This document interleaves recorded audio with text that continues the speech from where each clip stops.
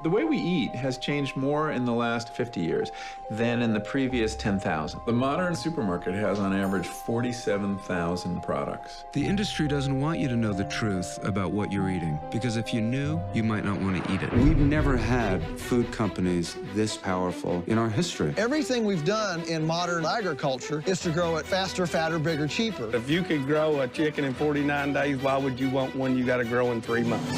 When you go through the supermarket, there is an illusion of diversity. So much of our industrial food turns out to be rearrangements of corn.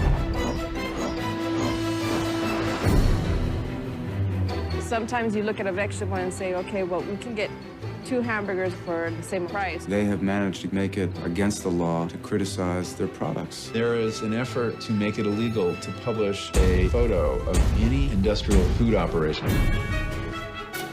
I find it incredible that the FDA wants to allow the sale of meat from cloned animals without any labeling. Peanut butter contaminated with salmonella. E.Coli has been found in spinach, apple juice. Smells like money to me. The average consumer does not feel very powerful. It's the exact opposite. When we run an item past the supermarket scanner, we're voting for local or not, organic or not. Look at the tobacco industry. The battle against tobacco is a perfect model of how an industry's irresponsible behavior can be changed.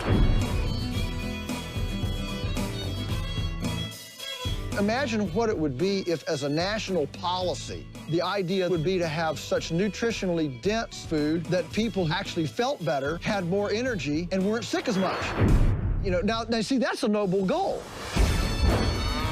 People have got to start demanding good, wholesome food of us, and we'll deliver, I promise you.